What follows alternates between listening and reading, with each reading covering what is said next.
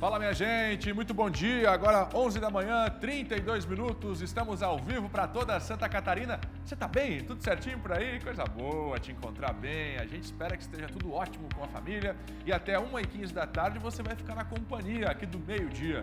A partir de agora, as principais notícias aqui do nosso estado, o que acontece na sua cidade, na sua região, em tempo real, ao vivo.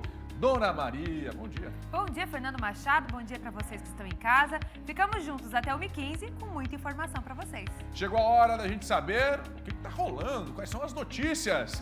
Vereadores de Florianópolis aprovam requerimento de urgência urgentíssima no projeto sobre internação involuntária para dependentes químicos em situação de rua.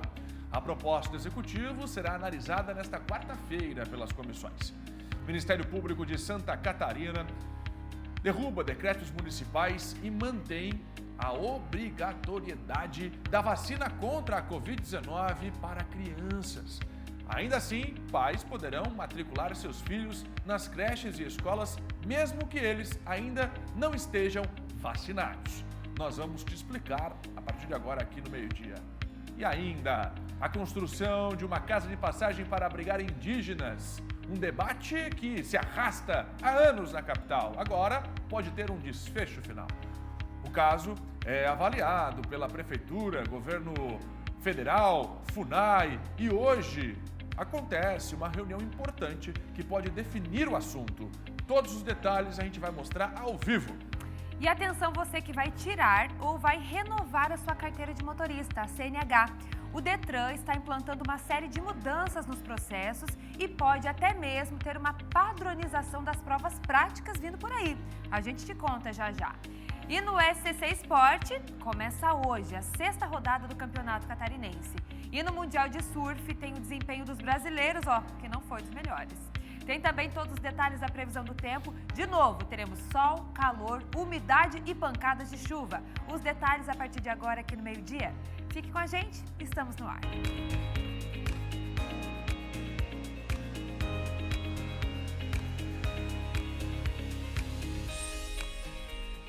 Onze 11h35, já estamos no ar, já estamos chegando na sua casa com tudo o que acontece aqui em Santa Catarina. O estado inteiro, porque aqui no SBT a gente chega antes para você saber primeiro. E a gente começa com detalhes da previsão do tempo para esta tarde de quarta-feira, começo de mês, muitos compromissos.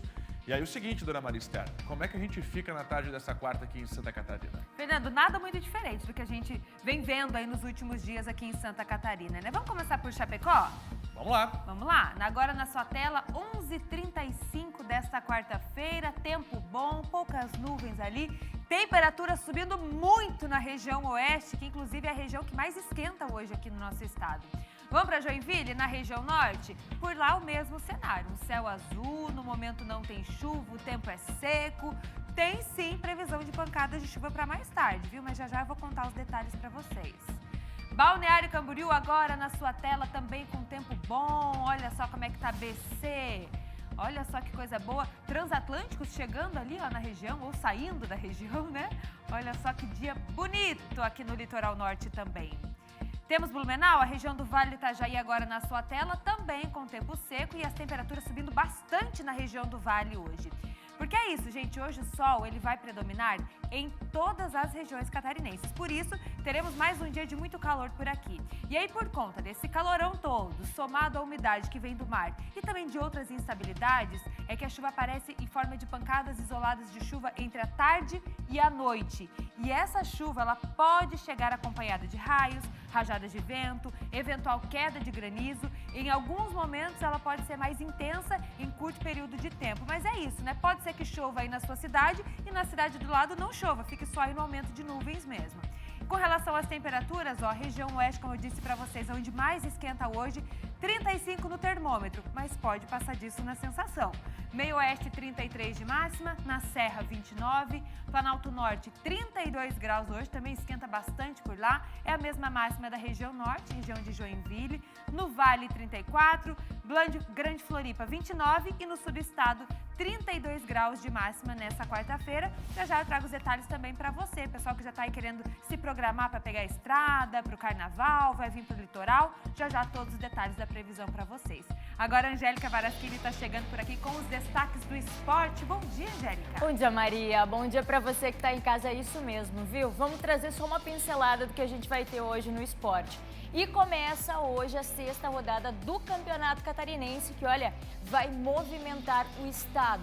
Inclusive com a estreia que a gente trouxe para vocês ontem dos novos técnicos, do Inter de Lages e também do Hercílio Luz.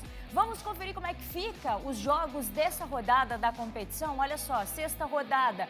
Hoje, dia 7, quarta-feira, Concórdia e Brusque, que vão se enfrentar. Depois tem Marcílio Dias e a Chapecoense, que se enfrentam às 7h30 da noite no Gigantão das Avenidas. Tem Criciúma, que quer buscar ficar na parte de cima, líder isolado da tabela. Vai enfrentar o Barra às 8 horas da noite. E Joinville e Avaí se enfrentam às 9h30. Fechando os jogos desta quarta-feira. Amanhã tem mais, viu? Amanhã tem jogos também pelo Catarinense, Inter de Lages e Nação Esporte, que vão se enfrentar às 8 horas da noite, horário que mudou. O horário do Inter de Lages e Nação e do Figueirense e do Hercílio Luz também mudou o horário. Figueirense e Hercílio, 8h30 da noite, fechando a 6ª rodada da competição. E já que a gente está falando de campeonato catarinense, bora conferir como é que está por enquanto a tabela de classificação? Criciúma é o líder isolado com 12 pontos, Avaí é o segundo com 10, Marcílio Dias o terceiro com 10 pontos também, Figueirense é o quarto com 8 pontos, Barra é o quinto com 7, Concórdia é o sexto com 7 pontos também, aí vem Brusque com 6 pontos, Joinville com a mesma pontuação, a Chape é o nono colocado com 5 pontos, Hercílio Luz vem logo atrás com os mesmos 5 pontos, mas é o 10º colocado, e o confronto de Nação e Inter, tomara que mude um pouquinho na tabela, porque o Nação é o vice com 3 pontos, e o Inter de Lages, que ainda não venceu na competição, está na lanterna com 2 pontos. E ainda hoje no esporte nós vamos falar do novo técnico do Corinthians e também do grande campeonato de surf, que como a Maria adiantou, olha só, os brasileiros não foram muito bem, viu? Mas a gente traz todos os detalhes daqui a pouquinho, além, claro, do segundo dia de julgamento do caso Daniel Alves. Maria. Opa, tem de tudo um pouco hoje no esporte. De tudo um pouco e eu espero todos vocês a partir do 12h40. Combinado, até depois, Angélica. Até mais, tchau, tchau. Fernanda, com você. Agora a política, já está com a gente Roberto Azevedo com os bastidores da leitura anual do governador Jorginho Mello na Assembleia, que inclusive abriu os trabalhos por lá. O que só você viu, Roberto Azevedo? Olha, tem muitos assuntos interessantes. Boa tarde para você, Fernando. Boa tarde para você que nos assiste. Principalmente as movimentações. O governador, na realidade, se encontrou 2 vezes com a mesa diretora da Assembleia. Depois se encontrou com o presidente. Antes e depois da leitura. Está afinado, o trabalho está afinado. Mas isso também tem um pano de fundo este ano, que a gente já comentou aqui várias vezes, que é a eleição municipal. Todas as promessas são de que aquele calendário especial na Assembleia vai ser resolvido no seguinte sentido: não vai ter nenhuma perda de sessão. Vai estar todo mundo com a sessão certinha, com a análise dos projetos. Também vou falar sobre o momento fofura dentro desta solenidade e um assunto interessante, seu Fernando. Quem estava com um sorriso largo, mordendo as orelhas lá dentro do plenário, era o secretário Cleverson Ziver da Fazenda, em função dos resultados da arrecadação no mês de janeiro. E a gente vai dar os detalhes disso, mostrar exatamente qual é o motivo para esta alegria. São 4.600.000 motivos. Tá bom, daqui a pouco a gente conversa a respeito deles. 19 minutos faltando para o meio-dia. Obrigado, Roberto. Deixa eu começar a chamar os nossos repórteres que já estão por todas as cidades de Santa Catarina, todas as regiões de Santa Catarina, com o que acontece no nosso estado em tempo real. Uma operação contra uma organização criminosa especializada em invasões de sistemas bancários foi realizada na manhã desta quarta-feira. A ação, gente, é resultado de uma investigação que começou depois que criminosos roubaram 2,5 milhões de reais de uma agência bancária de Blumenau. E aí foi descoberto que a invasão aconteceu no sistema. operação agora pela manhã. Quem traz os detalhes é o nosso PC. Bom dia. Bom dia, Fernando. A ação criminosa que gerou um prejuízo de 2,5 milhões de reais a uma instituição financeira de Blumenau aconteceu em setembro de 2022. Na época, os criminosos, eles sequestraram 2 gerentes do banco. Eles roubaram das 2 funcionárias 2 notebooks que estavam de posse das 2 gerentes. E com os equipamentos eletrônicos, a organização criminosa, especializada em invasão de sistemas bancários, conseguiu ter acesso às contas para realizar as transferências fraudulentas, o chamado roubo cibernético. Foi a partir deste roubo, então, que a polícia iniciou um trabalho de investigação. E, na época, 3 funcionários do banco e um ex-jogador de futebol foram presos e acusados de participação no esquema. Segundo o Ministério Público, normalmente, algum colaborador de bancos, de instituições financeiras, são aliciados para facilitar ou repassar informações aos criminosos que permitam o roubo de dispositivos eletrônicos. E com a posse desses equipamentos, de notebooks, por exemplo, os criminosos agem como se fossem colaboradores para acessar a rede do sistema da instituição financeira. Na operação deflagrada nesta manhã, são cumpridos 12 mandados de prisão preventiva e 13 de busca e apreensão. Todas as ordens judiciais foram expedidas pela primeira vara criminal aqui de Blumenau. Os mandados são cumpridos em Santa Catarina, Rio Grande do Sul, São Paulo, Rio de Janeiro, Ceará, Rondônia, Paraíba, além do Distrito Federal.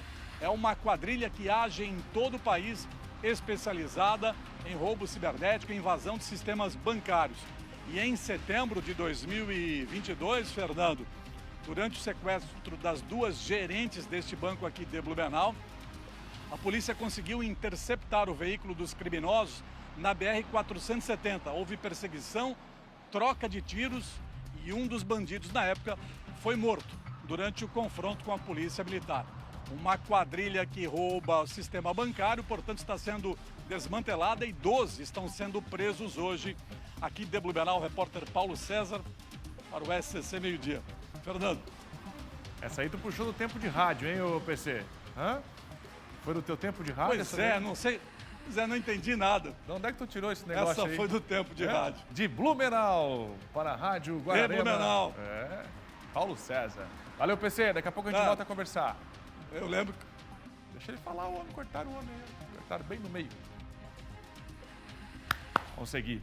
Atenção, o corpo do jovem William Gustavo Ferreira, que estava desaparecido depois de mergulhar no rio Caveiras, em Lages, foi encontrado. Suiane de Liz, no pique da informação, nesse primeiro momento do nosso meio-dia, informação áudio na tela do SBT, 15 para o meio-dia.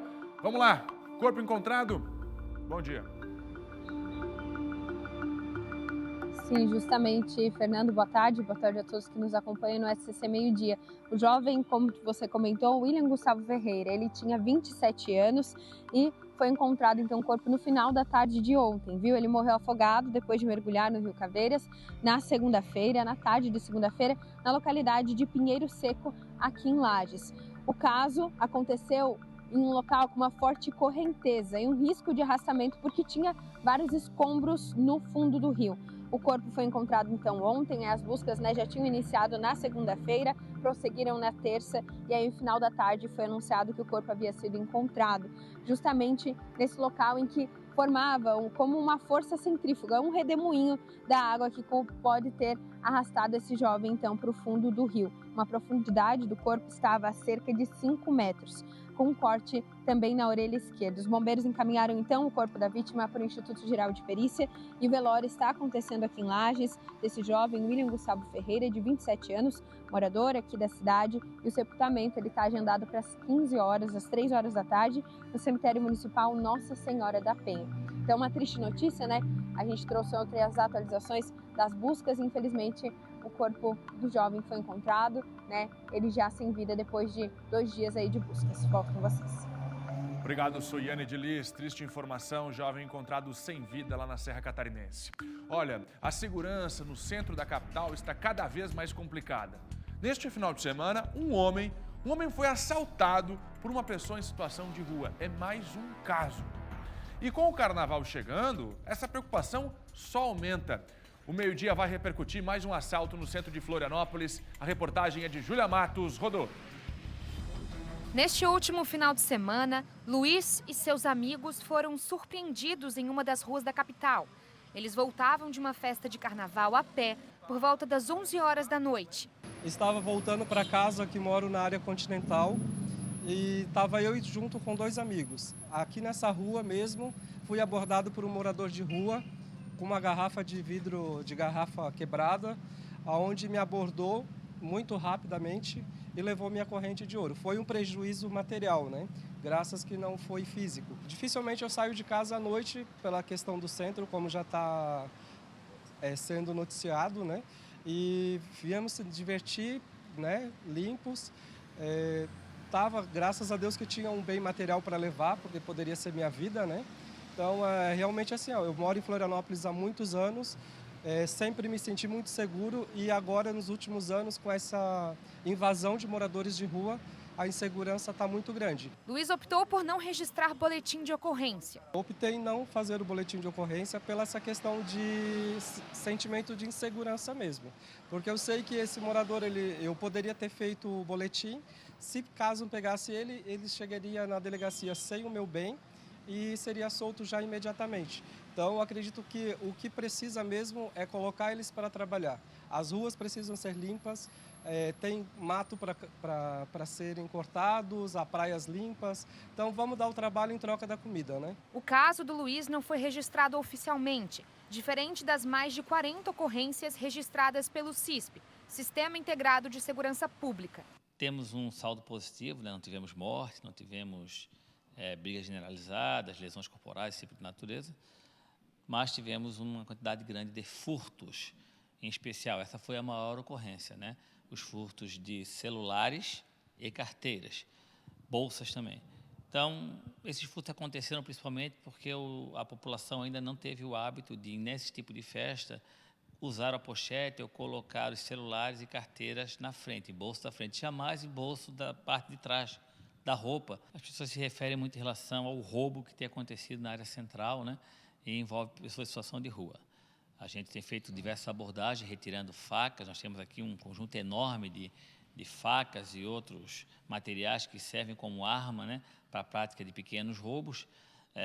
Eles se aproveitam da situação, normalmente tem como vítima crianças, idosos e mulheres. Normalmente eles agem em 1 ou 2 pessoas, procuram um local ermo onde não tinha ninguém. Neste último final de semana, a Polícia Militar, Polícia Civil e Guarda Municipal registraram juntas 44 furtos, 2 roubos e 1 golpe do cartão. As ocorrências passam pela central de atendimento e acabam aqui, no 4º Batalhão da Polícia Militar. Nesse final de semana, 15 instituições diferentes estarão reunidas aqui, na Central de Vídeo Monitoramento para a Operação de Carnaval. Serão 247 câmeras ativas na capital. Nós temos um posto de comando ao lado do Ticem, que vai funcionar durante todo o Carnaval, facilita para o registro de boletim. Entretanto, temos o primeiro DP aqui da capital que faz o registro e a delegacia online, né? As pessoas não precisam deslocar a nenhum local. Pode fazer através do site da Polícia Civil, Delegacia Online, ou registrar no site através do aplicativo PMC Cidadão. Ainda que haja monitoramento, os agentes de segurança dão dicas de prevenção na hora de curtir o carnaval. Optem por locais mais movimentados. Se você está sozinho, ainda assim, tem que deslocar até o seu veículo e acha aquela situação insegura, tá ok? Aguarda um pouquinho, chama a Polícia Militar, espera alguém que esteja deslocando para aquele local, vá junto com aquelas pessoas, né? Evite andar sozinho, principalmente à noite, em local ermo, para evitar que essas pessoas cometam um crime contra você. Com relação à insegurança provocada por pessoas em situação de rua e usuários de drogas, existe um projeto de lei que está tramitando na Câmara dos Vereadores para internação involuntária. Já a programação de segurança do Carnaval, a Polícia Militar pretende dobrar efetivo. São inúmeros eventos, né? É uma centena de blocos de Carnaval, tanto nos bairros quanto no centro. Iniciamos agora quinta-feira com o enterro da tristeza, né? Depois, na sexta-feira até terça-feira, temos diversos eventos, com destaque para o sábado, que é o grande evento, que é o Bloco de Surdos, e à noite o desfile na Passarela do Querido. No domingo temos blocos importantes como o Nodino, Campeche, Carnaval nas praias vários dias. Na segunda-feira temos o Pop Gay. Então, na terça-feira temos o desfile das campeãs, na segunda-feira também temos a apuração. No domingo de manhã temos um jogo entre Avaí e Criciúma, que nos atingirá drasticamente em relação a efetivo, mas estamos preparados, solicitamos reforço das especializadas, Canil, Cavalaria, BOP, Choque, apoio de outras unidades, pedimos a colaboração das pessoas para que cumpram essas regras de segurança que a gente passou. Muito bem, aí está a reportagem da nossa Júlia Matos, mais uma vez a discussão que merece toda a atenção. Afinal de contas, a gente está falando de mais um caso de assalto, mais um caso de violência grave no centro de Florianópolis envolvendo pessoas em situação de rua. Bom, esse assunto não tem fim nunca, meu caro Roberto Azevedo. Não, agora a gente percebe uma movimentação, né? Não vai ter. A Câmara de Vereadores aprovou em caráter de urgência, ontem, na primeira sessão, na volta do trabalho, a discussão sobre a internação compulsória de pessoas em situação de rua. Mais do que isso, a internação compulsória de quem estiver surtando na rua. Pode ser até que não seja morador de rua, porque nós estamos vivendo um caso de segurança pública, mas muito mais grave, um caso também de saúde pública. Quem é que faz essa mediação? Ninguém. Cara, surta, vai lá, dá um soco no rosto de uma senhora que está com um cachorrinho na rua. A outra ataca uma pessoa que está na rua à noite porque queria roubar até as Havaianas. E aí? Já tivemos, em novembro do ano passado, o caso mais crítico, um garoto assassinado com uma facada no peito, no Largo da Alfândega. Vão deixar acontecer o que mais para tomar uma decisão? A parte política está se mexendo, a parte policial também, mas aí nós temos aquelas pessoas que são do não, tem que ter muito cuidado, porque pode haver arbitrariedade. Pergunta para a pessoa que é atacada na rua o que é arbitrariedade. Bom, a gente vai voltar nesse assunto em instantes, porque a nossa reportagem está agora na Câmara de Vereadores. Estamos colhendo novas informações, fazendo toda a apuração dessa internação compulsória que a Câmara Municipal de Florianópolis está debatendo. Já no início dos trabalhos, agora de 2024, a Câmara Municipal trazendo a pauta. A gente sabe que, aprovado o projeto na Câmara, o prefeito ainda tem que sancionar. E essa é uma pauta que pode ser barrada pela Justiça futuramente. Sim, ela é instável, Roberto Azevedo. Alguém pode alegar inconstitucionalidade. Agora, eu vou dizer uma coisa para vocês. Também na Assembleia Legislativa, deputado Lucas Neves, do Podemos, está propondo esse assunto e esse assunto também vai ser debatido na Assembleia. A internação compulsória de pessoas em situação de rua ou pessoas que estejam causando esse tipo de coisa. Quem não conhece aquela história, o vizinho morava sozinho, surtou, começou a querer bater em todo mundo, começou a querer fazer estrepulias, é fato também. Tem que se pensar em enquadrar esse tipo de pessoa também. Porque quem não tem ninguém para responder por ele e não responde por si, tem que ter um tratamento da sociedade. Eu sou contra o radicalismo, mas do jeito que a coisa chegou aqui, principalmente em Florianópolis, com enfrentamento, com agressões, com furto, com tentativas de homicídio e homicídio, não tem mais solução.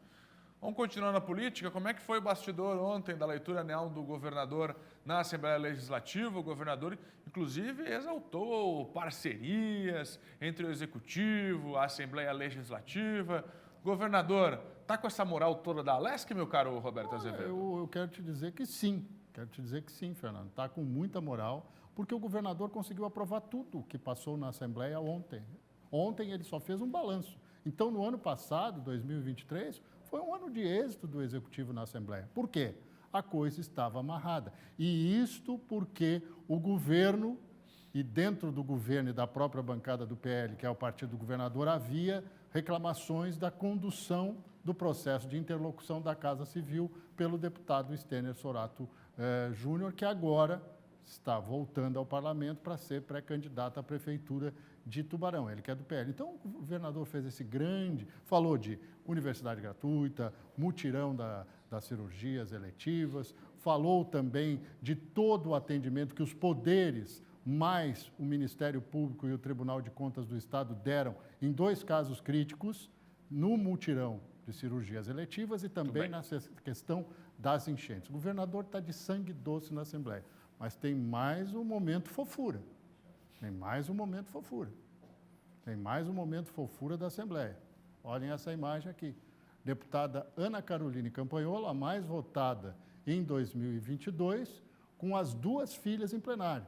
Esta aqui é a Catarina, pouco mais de 3 anos, e esta aqui é a Joana, pouco mais de 1 mês. Ela leva as filhas para o plenário. A Catarina, inclusive, estava sentada na posição dela, lá no plenário, trabalhando. É uma maneira interessante. Eu publiquei essa foto e fiz um comentário no portal SCC10 e tem lá comentário para todos os gostos. Gente que não critica essa posição, mas critica a atuação da deputada, gente que elogia e ainda tem gente que diz o seguinte, que bom que ela consegue, porque a maioria das mulheres brasileiras não consegue conciliar essa vida dos filhos. Olha a Joana, é Joana porque nasceu no dia da Joana d'Arc. Tudo bem. Vamos seguir. Roberto Azevedo, sempre com a política aqui no nosso meio-dia, daqui a pouco a gente volta a conversar. Ainda hoje, atenção, você que vai fazer prova prática no Detran, está na fila esperando, você vai entender como o Detran pretende padronizar as provas. Você já ouviu aquela conversa que, comigo a prova foi mais difícil, a análise do avaliador, na minha vez, foi diferente. Agora, o Detran está investindo em padronizar as provas práticas, igual para todo mundo. E também, como o Detran Santa Catarina está lidando com algumas investigações envolvendo o Detran aqui no nosso estado, inclusive com suspeita de corrupção. É daqui a pouquinho, aqui no nosso meio-dia. Maria. Agora são 11h59. Após o aumento no número de casos de dengues e mortes, o município de Joinville entrou em alerta e anunciou novas medidas. A repórter Jade Olímpio está chegando ao vivo com os detalhes e a gente quer saber, né, que medidas são essas? E também a Jade vai atualizar o quadro de evolução da dengue na região norte. Bom dia, Jade. Bom dia, Maristé. Bom dia a todos que nos acompanham ao vivo aqui no SCC Meio-Dia. Exatamente. Inclusive, Maria, a Secretaria de Saúde já confirmou 795 casos da doença e 4 casos de morte aqui no município somente em 2024. Para dar mais detalhes à sua pergunta, após o aumento desse número de casos, a Joinville avançou para o alerta laranja no plano de contingência ontem. Com isso, o governo municipal anunciou essas novas medidas, conforme você citou, no combate ao mosquito aqui na cidade. Para a gente detalhar quais são essas medidas. Conforme a Prefeitura de Joinville, as ações de enfrentamento do mosquito são permanentes na cidade. Porém, com o avanço no número de casos e o início do alerta, eles ampliaram as equipes. 45 novos agentes de combate à doença serão contratados, que vão somar aí a 74 profissionais que já atuam no serviço, resultando em uma equipe de 119 profissionais, um aumento de 60%. Os bairros mais afetados, Maria, são Saguaçu, Aventureiro, um dos bairros com mais pessoas, Boa Vista, Iririú e Vila Cubatão. Essas e outras informações também estão disponíveis através do site da Prefeitura de Joinville, joinville.sc.gov.br. Eu volto com você, Maria. Alerta laranja aqui em Joinville. É claro, né, Jade, que a gente está falando da região norte, mas essa questão da dengue está acontecendo por todo o nosso estado, por isso esse alerta aí com relação aos cuidados, né? Obrigada pelas informações. Olha, o Detran anunciou uma série de mudanças nos serviços oferecidos à população. E vai ter mudanças também, Fernando, no processo da Carteira Nacional de Habilitação, a CNH. A CNH, com a promessa de uma padronização dos serviços, das documentações, inclusive documentações exigidas, e especialmente das provas práticas. Thiago Pires, ao vivo com a gente, trazendo mais detalhes dessa nova fase do Detran em Santa Catarina. Explica pra gente, Thiago. Bom dia. Bom dia, Fernando, Maria, todos que nos assistem. É verdade, viu? Em 88 anos do departamento, é a primeira vez que está sendo feito um manual prático, né? Com regulamentações. E olha, Fernando, foi dividido em 4, viu? Não é só questão das aulas práticas, não, mas todo o sistema administrativo do Detran. Para vocês entenderem, serão divididos em 4 esferas esse manual, viu? É a CNH, veículos, multas e penalidades e o exame prático de direção veicular.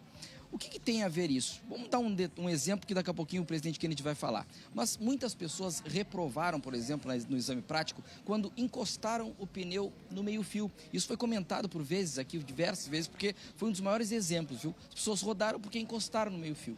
E o que diz a lei, a legislação? Diz que não pode, que o encostar não é problema. O problema é que não pode retirar o pneu do asfalto, ou seja, forçar tanto e subir o meio-fio. Então, encostar não era o problema. Apenas se subisse o meio-fio, né, tirar o pneu do contato com o asfalto, seria sim a falta grave e rodaria, digamos assim, na prova. De fato, isso aconteceu por diversas vezes, muitas pessoas rodaram por encostar no meio-fio. Esse manual vai trazer exatamente o que é, porque muitos examinadores interpretavam a legislação de formas diferentes. Assim como documentações exigidas para retirar a carteira, para poder fazer um recurso de uma multa. Em um local, em um município, se exigia a identidade, mais a CNH, mais o CPF e o comprovante de residência. No outro, só a identidade. Enfim, estou dando exemplos de que era diferente em cada região, em cada cidade, em cada município. Há bem também que a prova era mais fácil em alguns municípios, em outros não. Esse manual traz aquilo que é a lei, o regimento, a regra. E por isso que ele, nesse momento, ele está sendo entregue e ele vai ser como quando você chega num estabelecimento comercial, num restaurante e tem ali o código do consumidor, né, numa loja. Agora vai ser obrigado cada Detran, cada gerência ter esse manual prático ali em cima para consulta de todos e claro que vai ser de forma online também. O presidente Kennedy Nunes, do Detran, falou conosco sobre esse assunto. Vamos ouvir. Cada cidadão ou credenciado nosso que ia procurar um serviço, muitas vezes o que é feito aqui em Floripa é feito diferente em São José, Palhoça, Divisa Cerqueira ou qualquer um dos 80 pontos. O que, por determinação do governador Jorginho, que nós precisamos fazer é uma padronização, facilitar a vida do cliente. Então agora, depois de muito trabalho, a gente está apresentando à sociedade catarinense, por decreto do governador, esse manual. Nós vamos ter treinamento. E o bom de tudo é isso, que na rotatividade dos terceirizados, o cara chega, bicho, tu faz isso, isso e aquilo. Mas ele não sabe. Agora não. Agora, quando o terceirizado tiver alguma dúvida que não foi passado para ele, ele vai poder procurar no nosso manual, que vai estar, inclusive, desenhado ali para ele. E o presidente Kennedy falou muito bem, conversando fora, né, da gravação, ele explicou essas diferenças que existem em muitos municípios que agora não vai ter mais. A força dessa nova legislação vai ser por decreto, viu? O decreto do governador tem força de lei e o governador Jorginho Melo, que esteve presente também, está presente aqui porque a cerimônia ainda está acontecendo, também falou conosco sobre esse novo manual, né, essas novas regras do Detran. Vamos ouvir. O lançamento desses manuais é uma sequência de atos que o presidente Kennedy tem feito no Detran, que muito me agrada. O que precisava? Precisava manualizar isso, deixar critérios, como é que faz com multa, para uma região não fazer de um jeito, a outra faz do outro, conforme o sabor, conforme a orientação de quem comanda lá, carteira de motorista, autoescola, enfim. Então, disciplinou isso tudo e nós estamos fazendo o lançamento, então, de todos essas regras, esses manuais que vai nortear todos os procedimentos que se faz por um atendimento de excelência.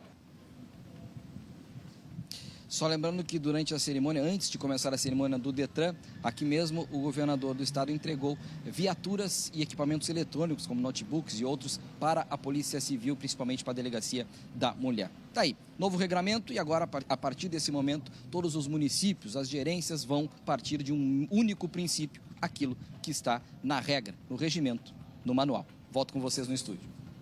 Obrigado, Thiago. Thiago Pires, com a padronização do Detran. Vamos seguir. Os vereadores de Florianópolis aprovaram um requerimento de urgência urgentíssima no projeto sobre internação involuntária para dependentes químicos em situação de rua. A proposta do Executivo será analisada já nesta quarta-feira pelas comissões. A Sofia já está lá na Câmara, porque as discussões vão acontecer no período da tarde, nesse projeto que é polêmico, bem verdade, e que autoriza, né, os membros da prefeitura a fazerem essa internação, mesmo que o usuário de droga ou morador em situação de rua queira. Sofia Gonzalez, como esse projeto deve tramitar aí na Câmara Municipal? Bom dia para você. Bom dia, Fernando. Bom dia, Maria, todos que nos acompanham. A gente vem tratando desse assunto há alguns dias, né, gente? Como vocês falaram por aí, a Prefeitura já trouxe esse assunto, já foram feitas reuniões entre o prefeito e alguns secretários aqui, principalmente por conta dos últimos casos de violência envolvendo pessoas em situação de rua que a gente presenciou aqui em Florianópolis, né? E para a gente explicar bem direitinho o que significa a aprovação dessa urgência urgentíssima, é que esse projeto entra na pauta da sessão imediatamente, né? E aí, se não houver um parecer ou se as comissões não se julgarem aptas a dar, podem solicitar um prazo de 3 dias para discutir e aí sim elaborar esse parecer.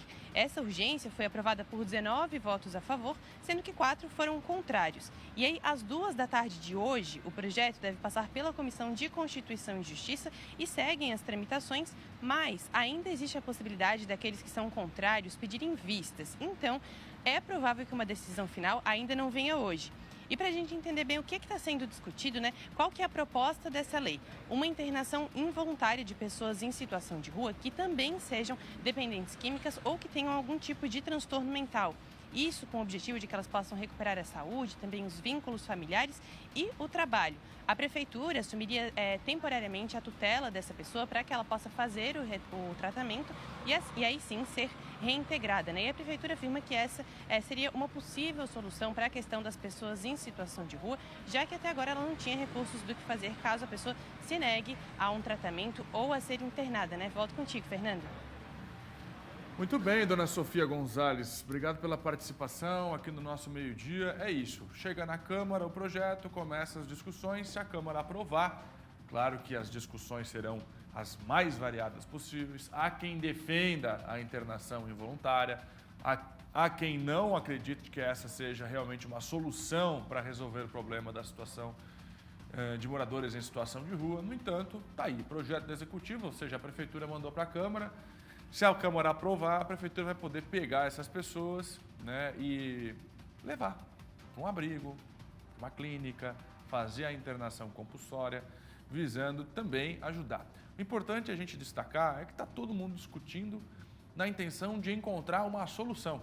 O projeto, gente, é para ir além de tirar essas pessoas da rua ou garantir mais segurança. A gente está falando também de uma medida para ajudar as pessoas que muitas vezes já não têm a capacidade de tomar decisões por conta do efeito do álcool, da droga, ou até mesmo pela desilusão que tem com a vida. Aí está, vamos ver, vamos acompanhar, que é regado de polêmica, isso a gente já sabe, não é só exclusividade de Florianópolis, esse caso é discutido em outros estados, outras cidades, mas a gente acredita também que quem está no comando neste momento tomou uma decisão e encontrou nesta ideia, talvez, uma forma de solucionar esse problema. Vamos ver como é que vai caminhar, dona Maria Esther. Fernando, agora a gente vai para a região oeste. Nós já mostramos a situação de um buraco enorme que se formou em uma rua do bairro EFAP, lá em Chapecó. Alô, EFAP, o SBT está chegando.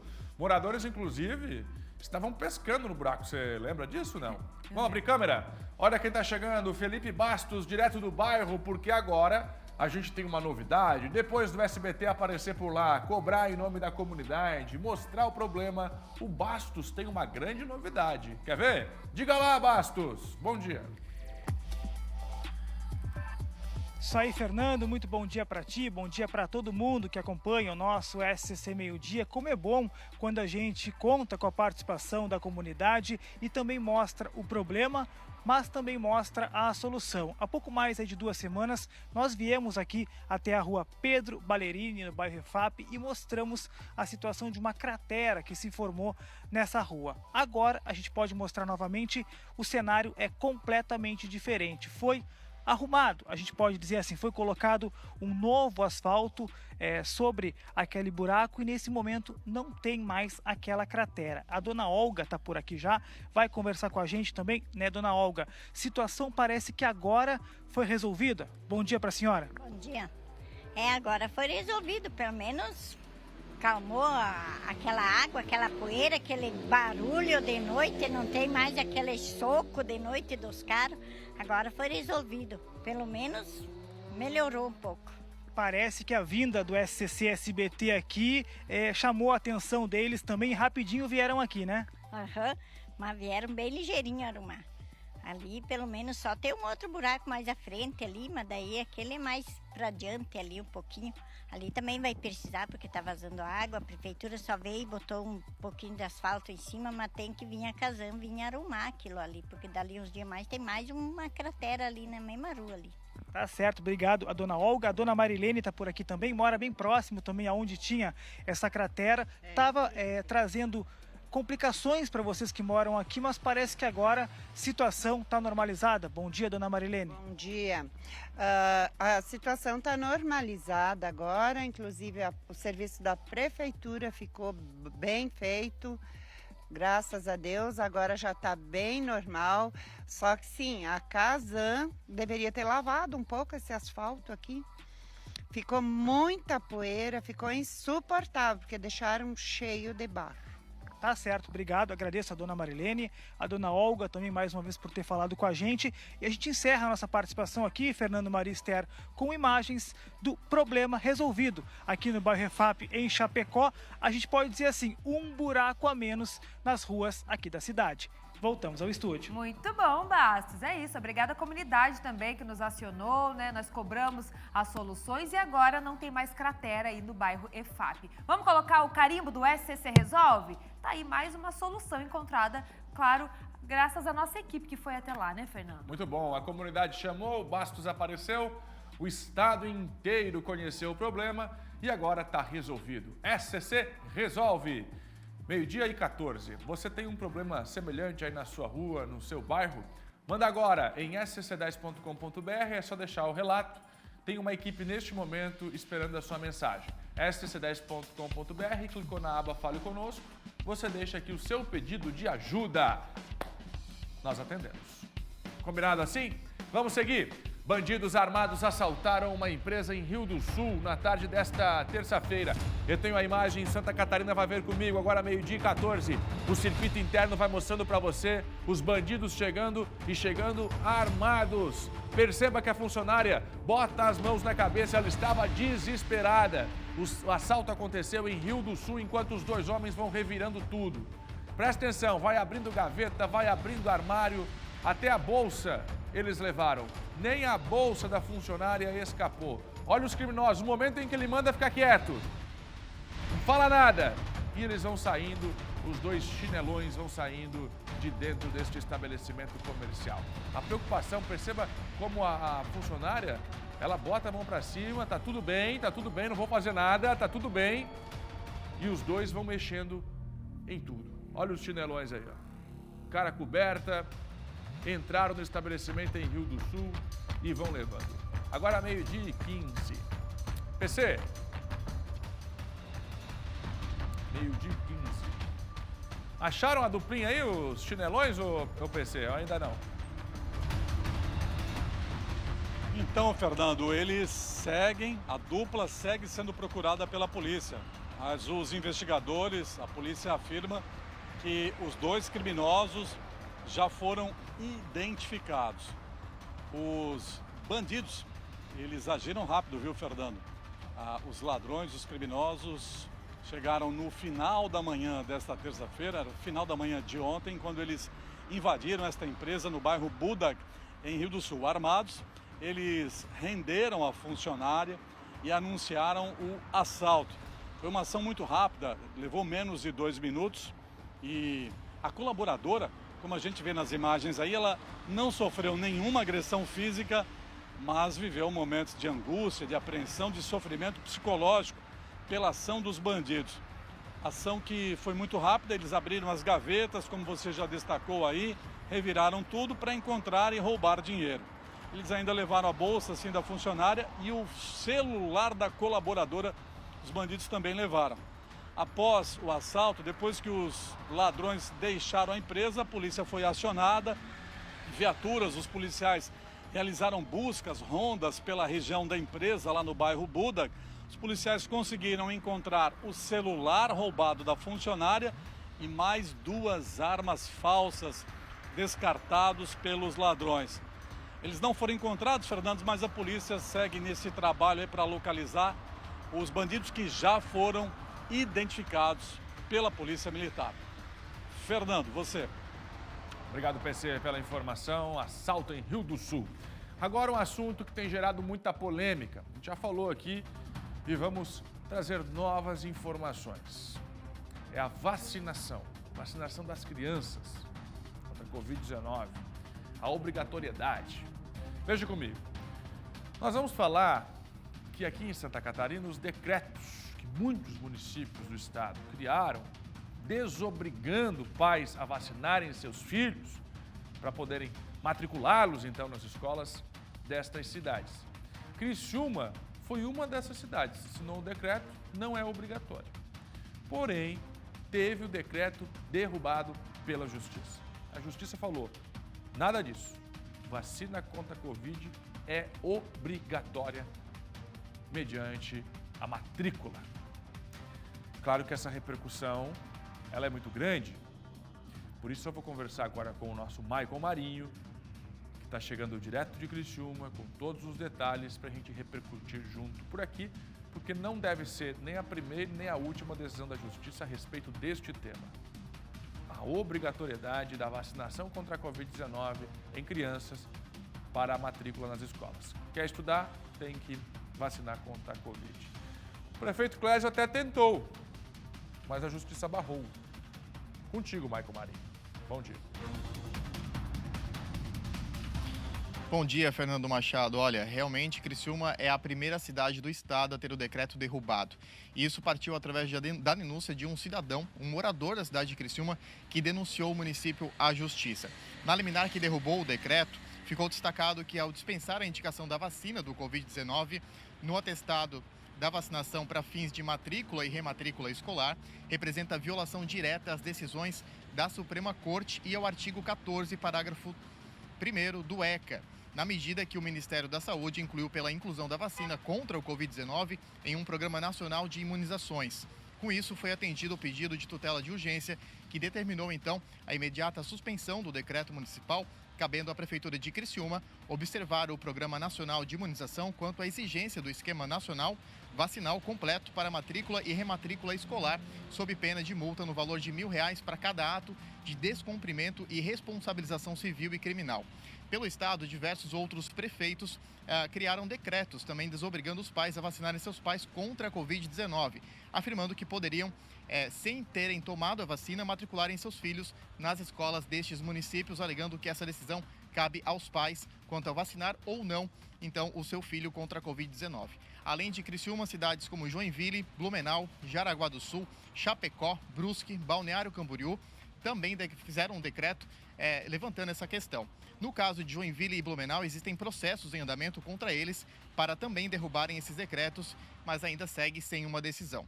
O Ministério Público se posicionou diante da situação, já que esses decretos estariam tentando excluir o rol das vacinas obrigatórias, a vacina contra a Covid-19 em crianças, e isso é ilegal, além de violar também as regras de competência constitucional.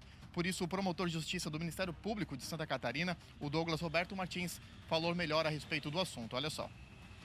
Como a vacina da Covid foi incluída no início desse ano no Programa Nacional de Imunização, ela passa a ser obrigatória. Estados e municípios não podem adotar regras legais que contrariem a previsão legal federal a respeito de um assunto. Pela decisão do Ministério da Saúde de inclusão no PNI, ela se torna obrigatória e é isso que vale no país inteiro por força do Estatuto da Criança e do Adolescente. É claro que isso não impossibilita a matrícula e a frequência à escola. Isso inicia um procedimento de regularização do calendário vacinal dessa criança por meio da escola, conselho tutelar e, eventualmente, até acionamento do Ministério Público. Mas ela tem que ter garantido o direito dela de educação, ela vai poder ser matriculada, porém a vacinação vai ter que ser feita posteriormente.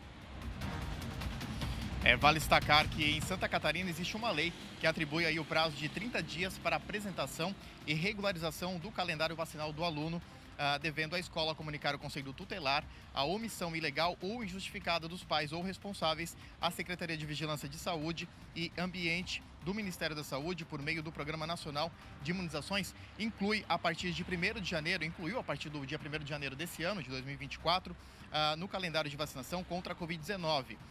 Em crianças, devem ser vacinadas crianças de 6 meses a 4 anos e de 11 meses e 29 dias de idade. Portanto, mesmo que não seja exigida a comprovação de que a criança tenha tomado a vacina contra a Covid-19 para ser matriculada ou rematriculada, é de responsabilidade dos pais manter o calendário vacinal da criança em dia. Os pais que descumprirem esse dever poderão ser multados, além de outras responsabilidades possíveis. Como é uma lei liminar que derrubou esse decreto, o município ainda vai poder recorrer dessa decisão. Vale destacar, portanto, que seja recorrido aos pais, os pais devem, sim, de maneira obrigatória, apresentar, então, o comprovante de vacinação da criança contra a Covid-19 no ato da matrícula e rematrícula. Depois disso, os pais terão até 30 dias para regularizar. Caso no ato da matrícula não esteja em dia a vacinação, tem até 30 dias para regularizar e apresentar, então, o calendário de vacinação completa das crianças. Portanto, para serem matriculadas aqui em Criciúma, como a liminar foi derrubada, como o decreto foi derrubado, aqui em Criciúma é sim preciso apresentar o comprovante de vacinação contra o Covid-19. Eu volto ao estúdio. Muito obrigado, Maicon Marinho. Eu vou seguir neste assunto. Roberto Azevedo está aqui me esperando. Então é o seguinte, existe a obrigatoriedade da vacinação infantil contra a Covid-19 para que essa criança consiga uma vaga na escolinha, na creche. Em Criciúma, o prefeito falou o seguinte, aqui na minha cidade mando eu. Decretou, não é mais obrigatório. Viu, meu caro Roberto? Aí veio a justiça e falou, peraí, que justiça nesse país existe para regrar algumas coisas. Derrubou o decreto. Neste momento, as famílias, para resumir, serão obrigadas a vacinarem as crianças, se quiserem, uma vaga na creche. O que vai acontecer na prática, a gente fez praticamente um roteirinho nos últimos comentários aqui, que a gente sabia que até por interferência do Ministério Público, que é o guardião da Constituição nesses assuntos específicos, que não iria para frente o decreto. Mas o que a gente disse? Que não impediria dos pais matricularem os filhos. Só que depois tem o prazo aí, se não previsto na legislação estadual de 1 mês, para colocar em dia a vacinação de acordo com a Carteirinha Nacional de Vacinação, com o calendário de imunização nacional, mas pelo menos a criança pode ser matriculada. Essa é a questão. Lá diz que de 0 a 5 anos, e aqueles que têm mais idade e que não estão com a carteira de vacinação em dia também vão ter que se vacinar. O grande problema disso não é a Covid-19, eu já falei aqui. Existe uma campanha mundial que tem quase 2 décadas de grupos radicais, principalmente religiosos, que não querem qualquer tipo de vacinação. E a humanidade está dando 3 passos atrás cada vez que uma vacinação, que uma campanha de vacinação não é honrada. Disse aqui e repito, sou de uma geração, tenho 60 anos de idade, que não tinha vacina para todas as doenças. Não tinha calendário nacional de vacinação. E quantas crianças ficaram com sequelas por conta de não existir vacinação? Então, quem se posicionar contra a vacinação tem que trazer argumento científico, não ideológico e muito menos político. Muito menos tomar uma decisão de dar um decreto para agradar alguém que não gosta de tomar vacina. Não é essa a questão. Agora, não está impedido de fazer a matrícula, mas em 30 dias tem que colocar a carteira de vacinação em dia. E como que fica a respeito da declaração mais recente do governador Jorginho Mello? Porque a gente está avaliando muito a questão de Criciúma, que teve o decreto revogado, perfeito? Do prefeito Sim, Clédio. é o primeiro. Como é que fica a questão estadual, quando o próprio governador também diz que aqui não terá obrigatoriedade na vacina? É uma questão, e colocou muito bem o promotor, de competência jurisdicional, competência jurídica. O governador pode assinar um decreto que vale para escolas da rede estadual de ensino. O prefeito para escolas da rede municipal de ensino. Não atinge as escolas privadas. Vai ter que fazer um exercício jurídico para fazer isso. E, se esta legislação, esse decreto de prefeitos e do governador Jorginho Mello estiver ferindo o Estatuto da Criança e do Adolescente, já era. Não vai passar. E isso pode ser uma batalha que leve até à Suprema Corte, ao Supremo Tribunal Federal, que lá vai ser confirmado o que já foi confirmado. Tem que cumprir o calendário nacional de vacinação. E desde o dia 1º de janeiro deste ano, a vacina contra a Covid-19 foi incluída no calendário básico de vacinação da imunização brasileira. Não parece que a gente está dando um passo para trás nessa questão da vacina? É porque politizaram o assunto. Desde sempre, o Brasil se torna referência em imunização, reduz as taxas de doenças. Imagina o que seria a gente, por conta de uma gripezinha, se não fosse a vacina criada lá em tantas décadas atrás, e tantas outras doenças, a poliomielite, né? O que seria da gente se não fossem as vacinas? E aí vem a Covid-19 por uma questão política. E eu vou lembrar o seguinte, olha, a campanha nacional de vacinação... Chega a ser um absurdo. Desculpa te interromper. A campanha nacional de vacinação contra a polio no Brasil foi iniciada em Santa Catarina. Albert Sabin, que era casado com uma brasileira, veio em Santa Catarina começar a campanha de vacinação anti-polio. Detalhe, era nos governos de direita no Brasil que essas campanhas foram desenvolvidas, principalmente durante o regime militar. Lá se apoiava a vacinação, mas agora existe uma nova corrente mundial, principalmente defendida por grupos religiosos, de que a vacina não é boa, que Cristo salva todos sem a vacina. Não é verdade. Até porque foi Deus que deu a inteligência humana para fazer vacina para combater as doenças que são mortais para nós. Vamos seguir por aqui, o jornalismo de opinião, de análise, sempre com o nosso Roberto Azevedo. Daqui a pouco você volta. Agora a Dona Maria está chegando.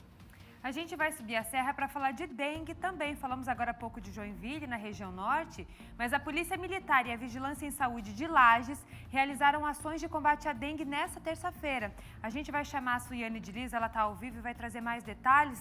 Essas operações, Suiane, elas estão sendo realizadas em diversos bairros, em diversas comunidades, é isso mesmo? Sim, justamente, tanto pela Polícia Militar quanto também pela Vigilância em Saúde, né? Estão se mobilizando para realizarem juntamente em diversos locais aqui da cidade de Lages. Ainda nós não temos casos aqui, né, até o momento, de contaminação própria aqui na região serrana, viu? Por enquanto, Lages, por exemplo, não tem casos autóctones, ou seja, não tem a circulação do vírus por aqui. Mas, justamente para prevenção, a Polícia Militar e a Vigilância em Saúde têm realizado essas ações conjuntas no combate à dengue. As equipes, junto com o 6º Batalhão de Polícia Militar, o Esquadrão da Polícia Montada, junto com a Vigilância, foram, então, ontem até vários locais para eliminar focos do mosquito Aedes aegypti, além da questão de orientar a população. As operações estão sendo realizadas em alguns locais específicos determinados justamente pela vigilância, como parques, praças, residências, além de locais de riscos. Além de fiscalizar, é recolhido materiais para eliminar possíveis focos de proliferação do mosquito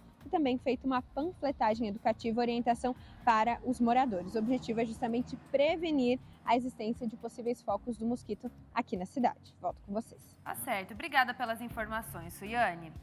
Agora eu vou aqui conversar com o Fernando Machado, porque eu acredito que há mais de uma semana, um pouco mais que isso, 2 semanas, você cantou a bola aqui no SCC Meio-Dia, Fernando. Eu tenho bola de cristal, você sabe. Você disse que realmente muita gente ia deixar para a última hora para fazer a renovação do cartão estudante do transporte coletivo aqui na capital. Bom, há 2 semanas, a gente discutindo aqui no que nós colocaríamos no ar para você, que está nos assistindo agora, a gente trouxe o assunto. Vamos antecipar a pauta cartão estudante? Vamos já dar um recado importante para os nossos estudantes, para antecipar a ida até o centro para fazer a renovação e não pegar aquela fila que todo ano se forma? A gente aprovou essa discussão, essa pauta, trouxe aqui e o recado foi muito claro. Olha só quantas pessoas tiveram essa ideia 2 semanas atrás para falar para você, estudante, o seguinte: se você acelerar o passo, você não vai pegar fila. O que aconteceu? Quem não fez, pegou fila. E nesse dia quente, Fernando, porque hoje está calor lá fora. Hoje Florianópolis está passando aí dos 30, 35 graus em alguns momentos e o pessoal está lá, ó, plantado na fila agora. Vamos lá, Thiago Pires, como é que faz para renovar o cartão estudante? Oi, Fernando. Pois é, nós estamos aqui no Ticem, ó. Eu vou mostrar para você, pedir pro Dionei mostrar aqui o início da fila. Aqui, Dionei, começa tudo aqui, ó. Vai dar a volta aqui para lá, por favor. Começa aqui, tá? Esse tumulto todo aqui na frente. Vamos dar a volta, pessoal fugindo do sol, é claro, tentando buscar uma sombrinha por aqui. Agora vem junto, Dionei. Olha o tamanho da fila, Fernando Machado, que o pessoal está enfrentando aqui para conseguir fazer esse recadastramento. Tem muita gente na fila, muitas mulheres com as crianças, né? Muitas mães com as crianças no colo e tudo mais. Só que o problema é o seguinte, ó. O pessoal que está tentando fazer por aplicativo não está funcionando, não está conseguindo. Estava falando agora há pouco aqui com o pessoal que está aqui. Ó, vamos chegar aqui e perguntar. Olá, tudo bem? Qual é o seu nome? Oiê, Liliane. Liliane. Tá aqui por quê? Tentou fazer pelo aplicativo? Tentei, tá fora de área e quando tu consegue entrar, eles só mandam pra análise e não tem resposta nenhuma. Então, mesmo assim, tu tem que vir aqui, enfrentar toda essa fila. Nós ainda somos fortes, né? E esse monte de criança que tá aqui, ó, chega a ser ridículo uma coisa dessa, é ridículo. E me diga uma coisa, quanto tempo já tá na fila aí? Desde as 9. Desde as 9 horas da manhã. O Dinei tá mostrando aí pra vocês que tem de mães aqui que estão enfrentando e, como disse, fugindo do sol, porque tá um calor muito forte, não tem nenhuma estrutura de banheiro aqui na volta, complica porque ninguém pode sair da fila. Amigo, tá quanto tempo aí já na fila? Desde as 8h25. E aí, como é que tá a situação? Não, também tentou pelo aplicativo ou não? Pelo aplicativo não funciona e vê o tamanho da fila aqui, o povo todo no sol, o atendimento péssimo.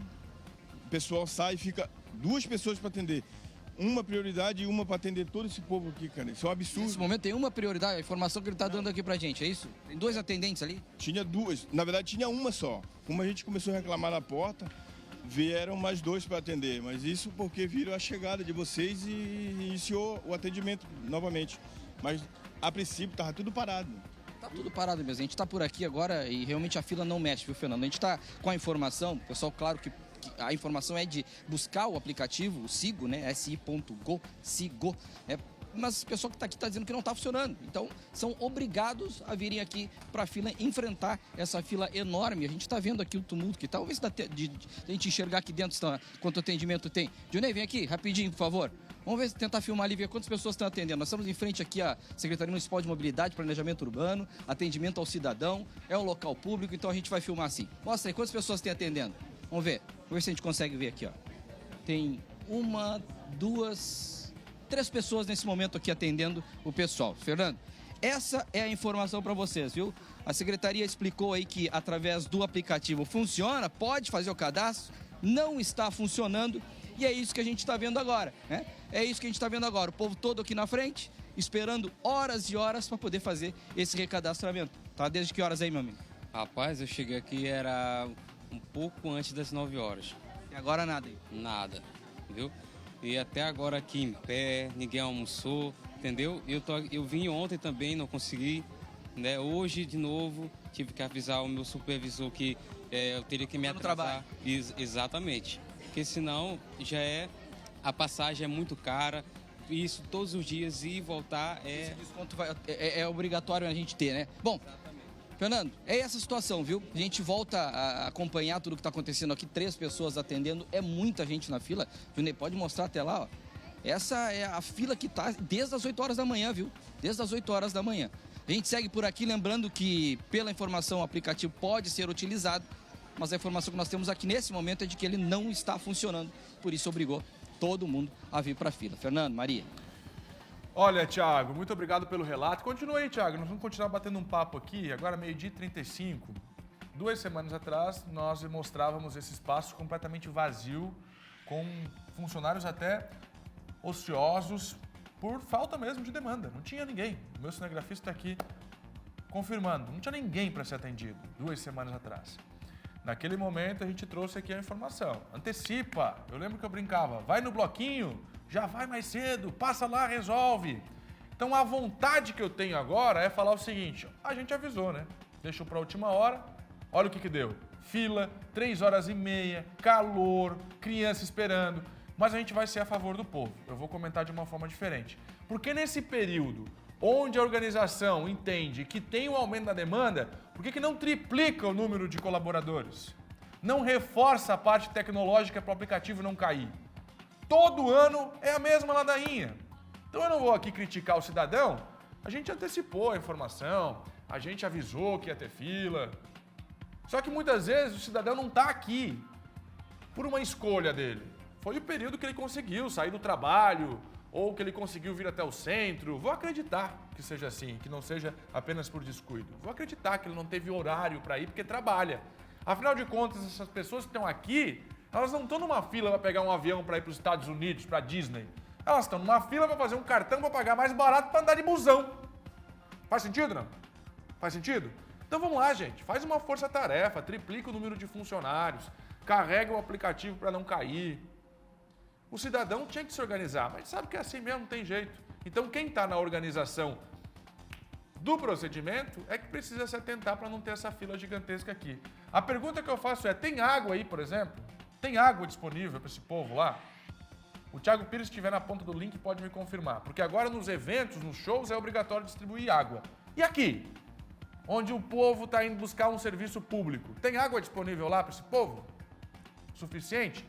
Tá um calor de matar. A Maria tá aqui comigo. Quanto tá de temperatura hoje, Maria? Quanto que vai Fernando, chegar? aqui em Florianópolis vai bater uns 35 graus hoje. 35 graus. Olha, ó, mãe com criança, trocando de roupa. Pra mim, gente, isso chega a ser um pouco desumano, tá? Eu posso estar errado. Há aquele que vai falar, pô, mas deixaram pra última hora. É, gente. O povo não tá aqui pegando fila pra ir pra Disney, não. É pra pegar desconto no cartão do busão. É gente que precisa. É gente que precisa. Então é o seguinte, as aulas voltando, a fila aumentou.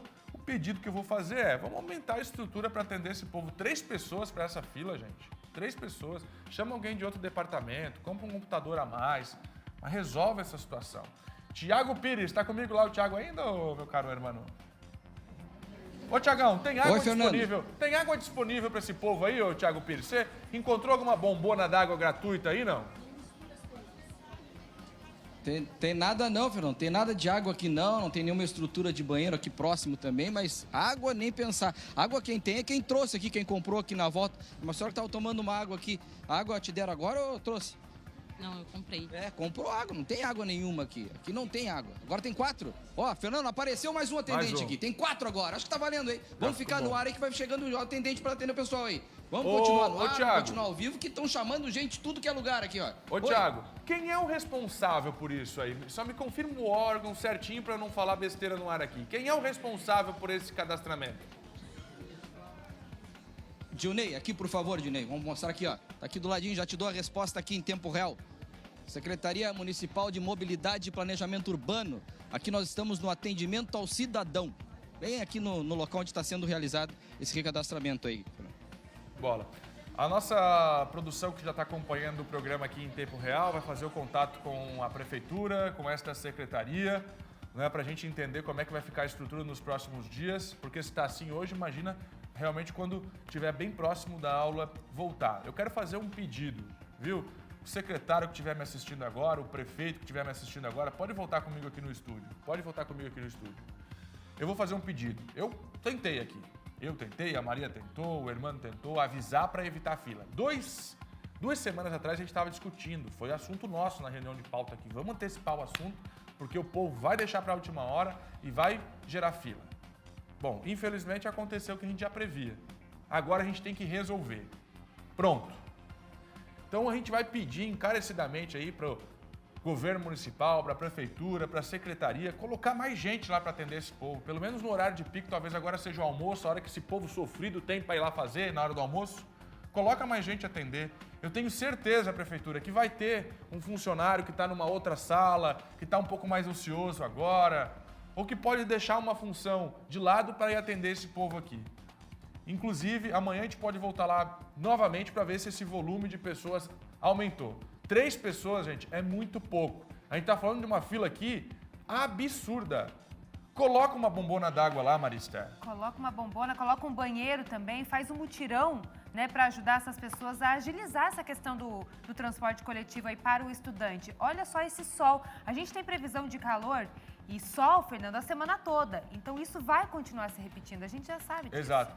Se é obrigatório distribuir água em shows, em casas noturnas, como é a partir de agora, nesse serviço público também tem que ser obrigatória a disponibilização de água. Coloca uma bombona d'água, pelo amor de Deus, para esse povo, porque pelo que eu tô vendo aqui nas imagens, tem gente já, ó, Tem gente já, pronto para passar mal. Tem velho, tem idoso, tem criança, tem adolescente, tem de tudo.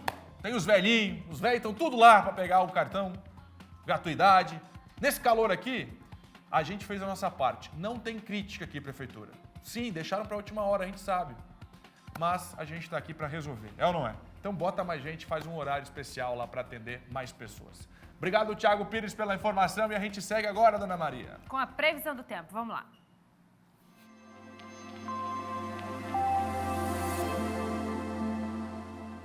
Hoje o sol vai predominar em todas as regiões catarinenses. Aliás, já está predominando, né? Por isso, teremos um dia de muito calor. E por conta desse calorão todo, somado à umidade que vem do mar e também de outras instabilidades, é que a chuva aparece em forma de pancadas isoladas entre a tarde e a noite. Essa chuva, inclusive, ela pode chegar acompanhada de raios, rajadas de vento, eventual queda de granizo em alguns momentos pontualmente intensa, em curtos períodos de tempo. As temperaturas hoje são bem altas, principalmente na região oeste. Olha só, a região de Chapecó com 35 de máxima hoje no termômetro. Eu sempre falo isso porque a sensação passa dos 35, muito calor hoje. Na região do meio-oeste, 33 de máxima. No Planalto Norte, 32. Região Norte também 32 de máxima hoje. Na região do Vale, região de Blumenau, 34 graus de máxima nessa quarta. Na região serrana, 29 de máxima. 29 de máxima também aqui na Grande Florianópolis. Como eu disse para vocês, no termômetro, isso pode passar, né, dos 29 graus. E no sul do estado, 32 de máxima. E essa chuva prevista, né, para essa quarta-feira deve se estender também durante a madrugada de amanhã nas áreas litorâneas do nosso estado. Ao amanhecer, aí o tempo apresenta melhora e o sol aparece novamente em todas as regiões. Já a partir da tarde, retornam essas condições para as pancadas isoladas de chuva e também para os temporais por conta do calor e da umidade. Temperaturas amanhã continuam altas, máximas entre 28 e 34 graus, como é o caso de Chapecó, de Blumenau, Joaçaba e Criciúma vem na sequência com 33 amanhã, Joinville 32, São Bento do Sul também 32, Floripa com 29 e Lages com 28 graus para essa quinta-feira. Previsão do tempo para vocês aqui no SCC Meio Dia. Vamos de esporte? Bora lá!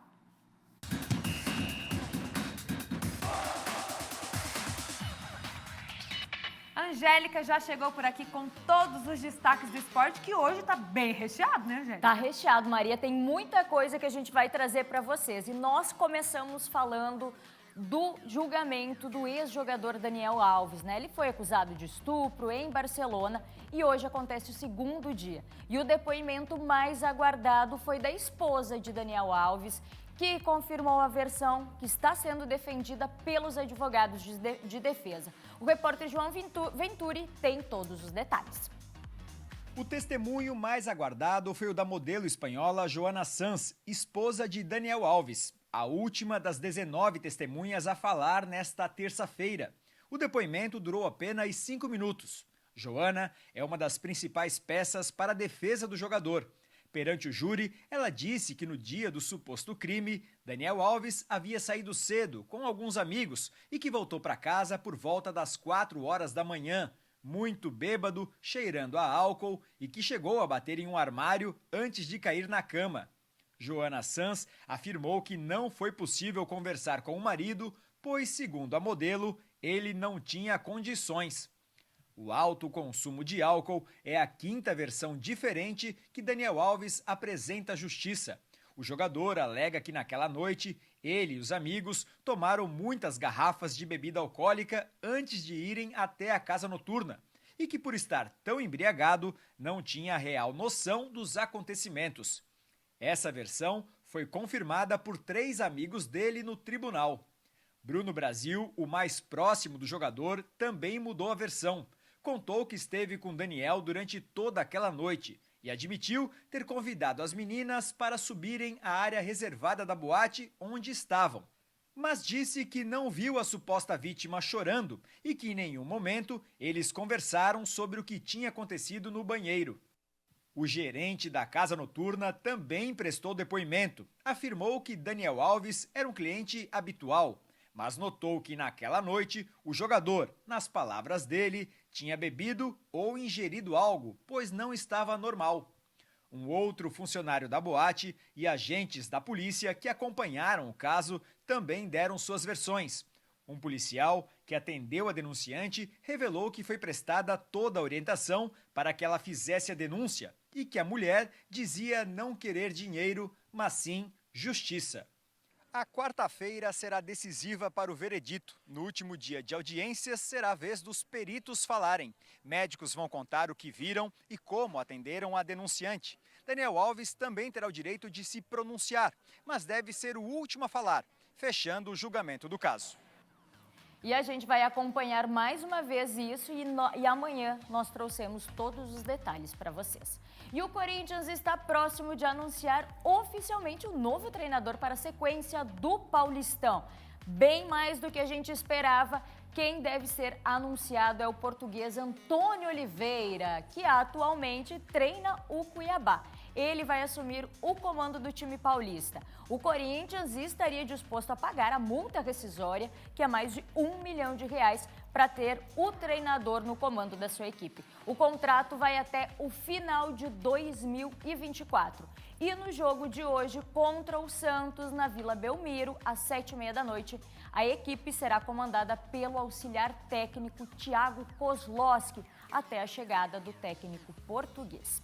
E começa hoje a 6ª rodada do Campeonato Catarinense. E me diz aí, você sabe o horário dos jogos da sua equipe? Da sua equipe não? Então vem comigo que a gente vai conferir tudo agora dos horários, os confrontos dos jogos da 6ª rodada do Campeonato Catarinense. Olha só, hoje Concórdia e Brusque entram em campo às 7h. Tem também Marcílio Dias e Chapecoense às 7h30 no Gigantão das Avenidas. E Criciúma e Barra se enfrentam às 8h. E fechando os confrontos de hoje, Joinville e Avaí na Arena Joinville, 9h30. Tem mais, amanhã, quinta-feira, tem mais 6ª rodada da competição, Inter de Lages e Nação Esportiva, a estreia do técnico do Inter de Lages, um confronto importante, viu? Os dois estão na zona de lá de baixo, Nação é o penúltimo e o Inter de Lages é o último da tabela de classificação às 8h, e Figueirense e Hercílio Luz, para encerrar a 6ª rodada, vão jogar do Orlando Scarpelli às 8h30. E falando em Campeonato Catarinense, olha só, o torcedor de Avaí e Criciúma vai ter que reorganizar a agenda aí, porque quem estava se preparando para esse confronto neste final de semana pode remarcar, porque a Federação Catarinense de Futebol acolheu a recomendação do Ministério Público do Estado e transferiu a partida do Avaí contra o Criciúma. O motivo disso? Segurança. Afinal, as forças policiais estão todas concentradas no carnaval que vai acontecer aqui em Florianópolis. Muitos foliões devem estar por aqui, então foi definido a transferência desse jogo. A partida válida pela 7ª rodada do campeonato, que aconteceria no sábado, vai ser realizada só na segunda-feira, na ressacada, às 7h. Mas saindo do futebol um pouquinho, nós vamos trazer algo muito legal que está acontecendo, que vai acontecer, dos melhores judocas. E os judocas do programa Atleta do Futuro de Chapecó, eles foram convocados para a premiação dos destaques de Santa Catarina. O evento acontece nos dias 16 e 17 deste mês, aqui pertinho, em Santo Amaro da Imperatriz. E tem muito judoca bom em Chapecó. O repórter Felipe Bastos foi encontrar essa turma e tem mais informações. É isso aí, Angélica, e a gente reuniu toda essa galera aqui porque todos eles são considerados destaques do programa Atleta do Futuro, e todos eles vão participar aí desse evento, na verdade, nos dias 16 e 17 de fevereiro. Eles estão aqui, 3 atletas graduados e 6 atletas aspirantes da equipe Acha Judô aqui de Chapecó, viu? Nós vamos conversar com alguns desses atletas, porque todas esses eventos, na verdade, que eles participam, conseguiram pontuação necessária, então, para participar dos destaques. Nós estamos aqui com o Guilherme, é isso, Guilherme? Fala com a gente também, Guilherme, como tu tá te sentindo aí sendo destaque nessa tua modalidade aí, com certeza deve ser muito importante, né? Fala um pouquinho para mim, bom dia. Bom dia, eu me sinto muito bem, porque é muito bom você estar entre os 3 melhores do estado, Só que os 3 melhores do estado são de todos os pesos, só que da tua idade. Eu fiquei no graduado no Sub-15, que ocorreu no ano passado, daí agora estão fazendo nesse ano. Beleza, a Emanuela tá por aqui também, vai falar pra gente, Emanuela, também destaque aí, como que tu tá te sentindo, tendo essa tua participação em competições e agora também sendo destaque aqui em Santa Catarina. Bom dia. Bom dia a todos. É um orgulho muito enorme, uma emoção em estar representando minha cidade e pretendo esse ano treinar mais para tentar ficar entre os 3 melhores novamente. Como é que é a tua rotina? Se tem muito treino, participa de muitas competições, como é que é? A gente treina de segunda a sexta, todo dia, e é cansativo. Mas vale a pena. Vale a pena. Tá certo, então parabéns aí a todo o pessoal. Viu, Angélica, conseguimos reunir toda essa galera aí que vai representar muito bem, não tem a menor dúvida disso, o município de Chapecó, nesses destaques que acontecem, então, na próxima semana, 16 e 17 de fevereiro. E, é claro, fica a nossa torcida aqui para todos eles que possam cada vez mais levar o nome de Chapecó, mas também do Oeste, pelas competições que forem participar. Nós, é claro, voltamos ao estúdio.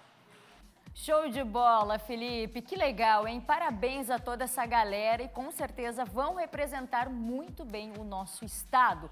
Mas agora, depois de dias de espera pelas melhores ondas para dar sequência ao WSL, uma das principais competições de surf no Havaí, pois é, teve mais uma bateria e infelizmente não deu para os brasileiros.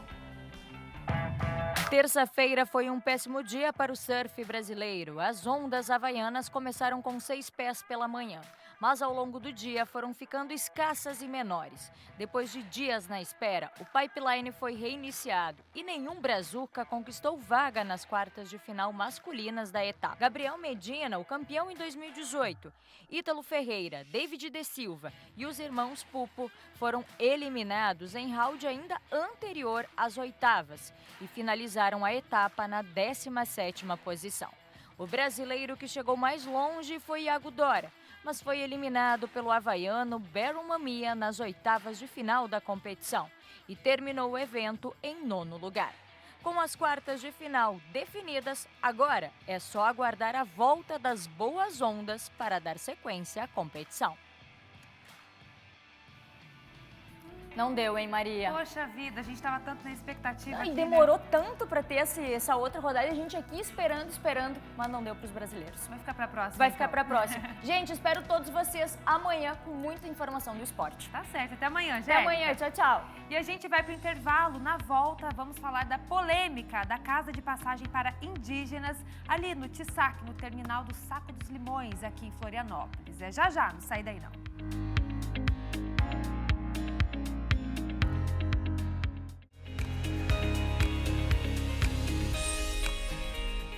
4-1, estamos de volta, agradecendo a sua companhia nesta quarta-feira ensolarada aqui em Santa Catarina. Quer saber de concurso? Vida estabilizada? 12 mil por mês?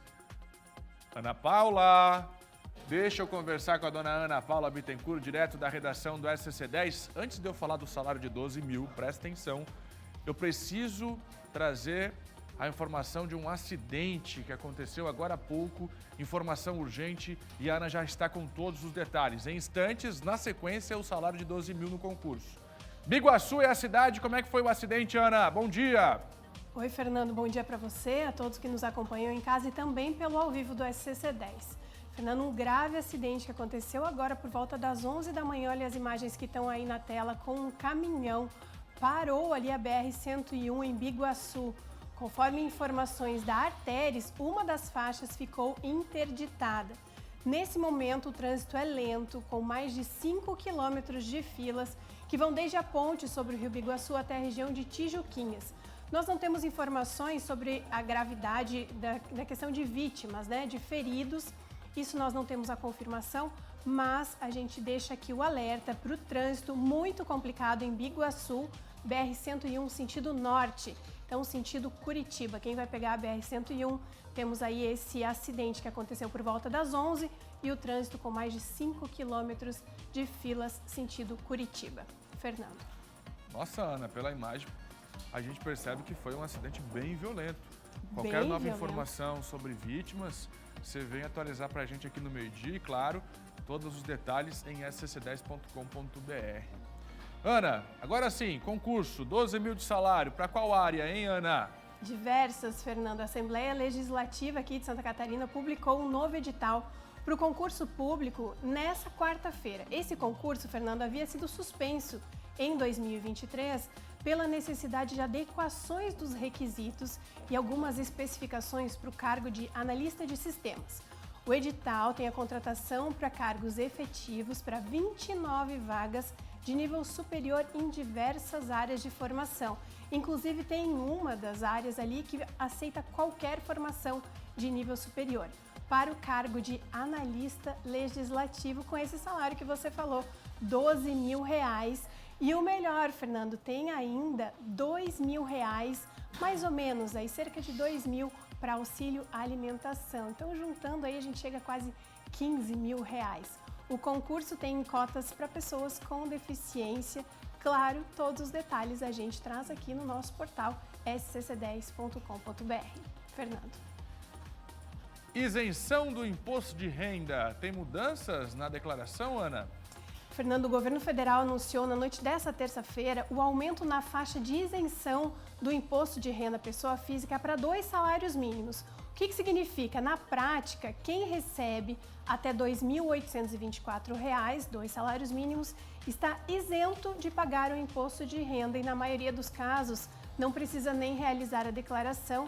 Essa medida provisória foi encaminhada ao Congresso Nacional na terça-feira, já está publicada em Diário Oficial, então já está valendo e a gente traz todos os detalhes aqui no nosso portal scc10.com.br.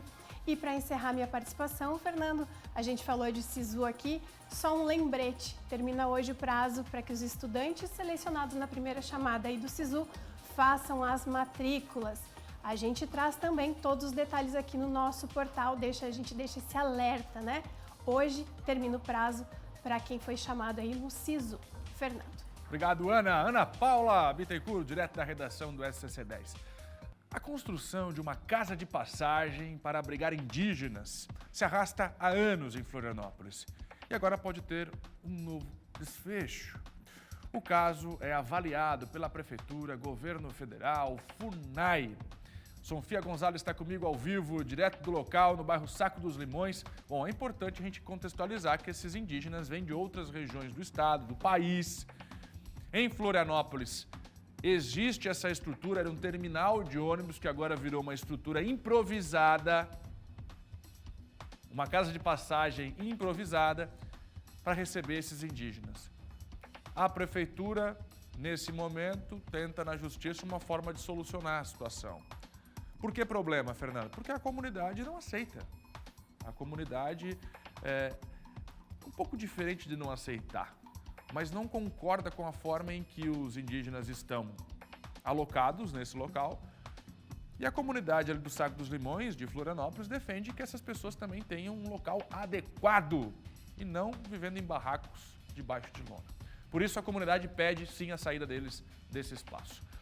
Qual a novidade? Depois da contextualização, qual é a novidade para hoje, dona Sofia Gonzalez?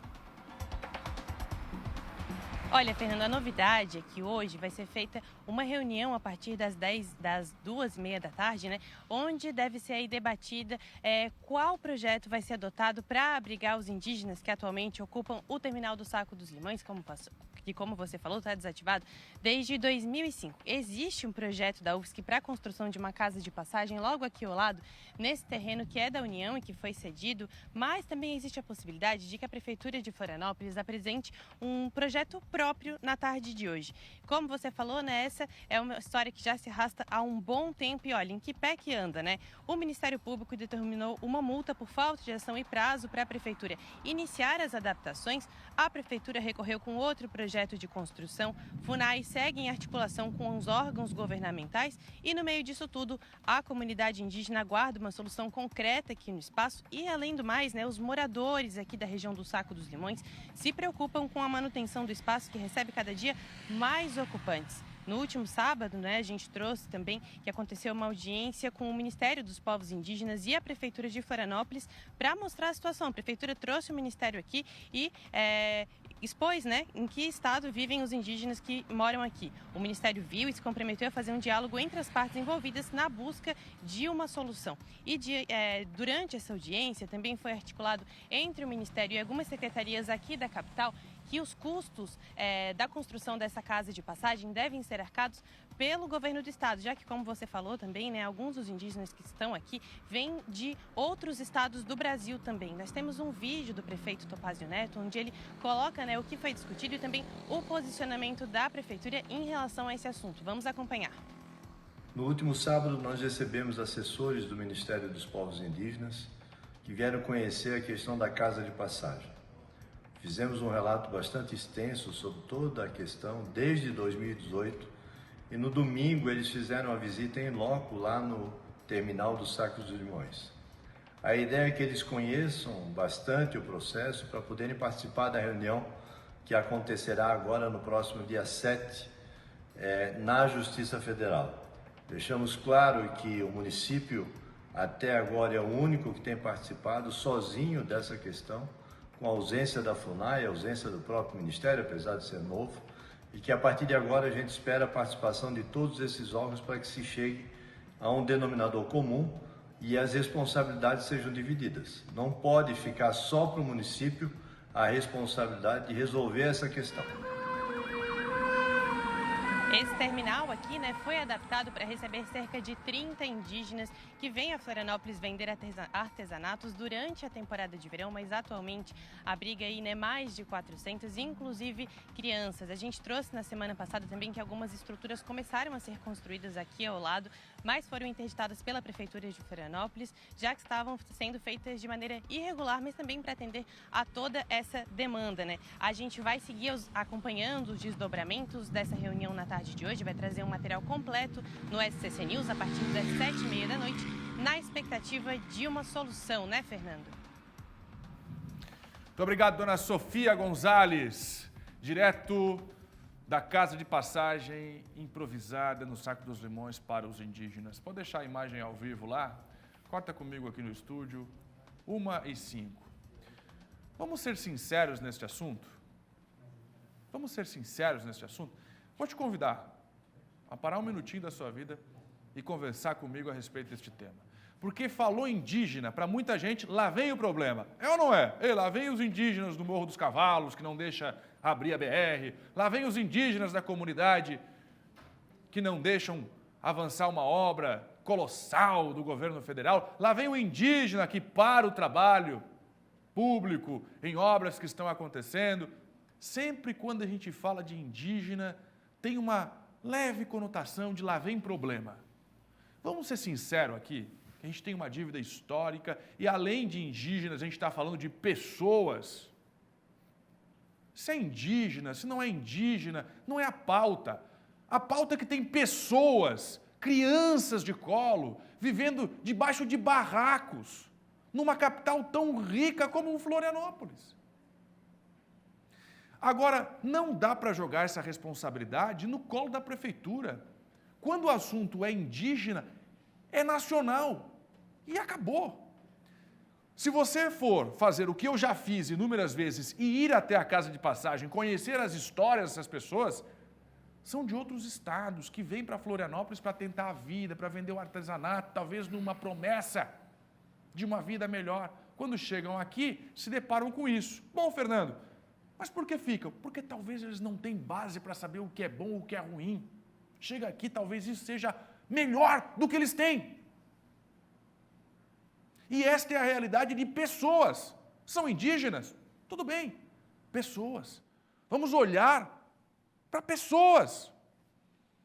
Se você passar pelo Saco dos Limões, sábado à tarde, domingo à tarde, você com certeza vai ver o que todos veem, pessoas, mulheres, com crianças vendendo artesanato,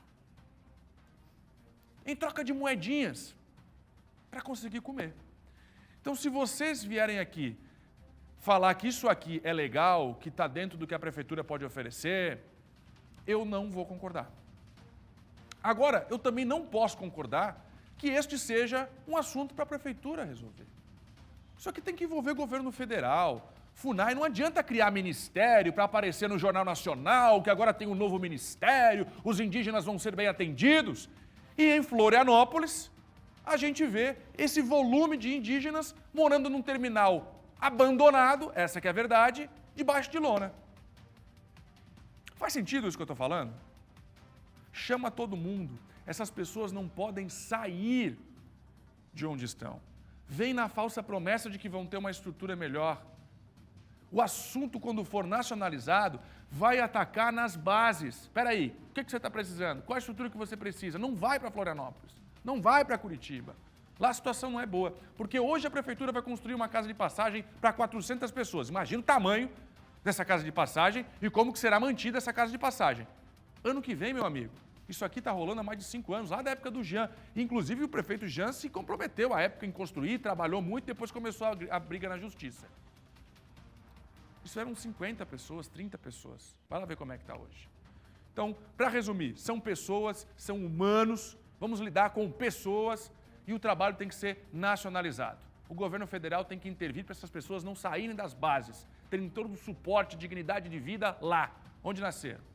Agora, gente, só porque são indígenas, parece que o assunto já começa truncado. Lá vem a história dos indígenas. Vamos respeitar. 1:09. Quer concluir? Não, está muito bem colocado. Agora, eu só diria o seguinte, tem que saber quem é entidade ou pessoa que orienta a vinda desses indígenas para cá. Ontem eu conversei com José Fritz, ex-ministro, ex-prefeito de Chapecó, também deputado federal, que é o representante do Ministério do Desenvolvimento Agrário em Santa Catarina. Não tem a ver com a história, mas tem. E eu perguntei para ele, como é que estão trazendo etnias diferentes de indígena, que é o outro problema, porque pode dar conflito. E aí isso é histórico. E ele disse que não, que estão vindo só os xoclengues para cá, mas tem que saber quem está orientando, quem está fomentando essa migração forçada. E realmente, 400 pessoas vivendo em situação subhumana é inaceitável, sejam eles quem forem.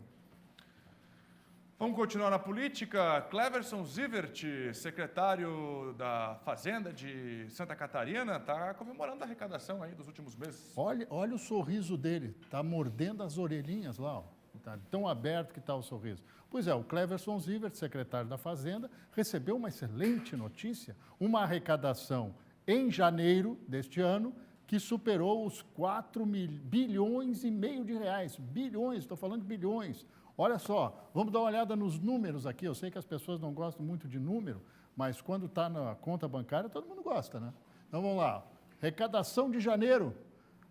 Aqui está centrado na arrecadação por ordenamento de impostos. ICMS, que é o Imposto sobre Circulação de Mercadorias e Serviços. Em janeiro de 2023, 2 bilhões e 900, quase 3. Em janeiro de 2024, 3 bilhões e 651 milhões. É muito dinheiro. Isso aqui, em termos nominais, quer dizer, em moeda, são 25,37% de aumento, mas na variação são quase 20% de aumento. Motivo de tudo isso? A melhora na arrecadação, a gente vai ver no bloco seguinte, no telão seguinte. Pode trocar. Está aqui, ó, está aberto aqui por rubrica, ou seja, combustíveis, maior arrecadação do governo, 440 milhões no ano passado, 633 neste ano. Isso aqui significa que a economia está pulsando. E o responsável por tudo isso aqui, turismo, sazonalidade. Há quem diga, turista é um cara inconveniente. Não é, ele traz divisas para o Estado. Está lá, ó, os 4 bilhões e quase 500 milhões de arrecadação que fizeram o secretário dar aquele largo sorriso, estão baseados no aquecimento da economia em janeiro. Isso aqui é turista. Turismo sendo feito em Santa Catarina, que é uma base. A gente vê transportes, tem aqui aberto energia elétrica, se consome mais, né? Calor, ar-condicionado, ventilador, etc. Tal, geladeira abrindo e fechando toda hora, dá mais arrecadação. Então, o que o secretário me disse? Roberto Azevedo, queria que a arrecadação em todo o ano de 2024 fosse igual a de janeiro. Não dá, porque é sazonalidade, mas a gente tem que comemorar. Só para lembrar, rapidamente encerrar, o secretário Cleverson Zivert fez o PAFISC ano passado, porque o Estado estava arrecadando pouco. É isso aí. Muito bem. Bom, dinheiro que tem que voltar para a comunidade, né? Obrigado, Roberto. Agora tem intervalo.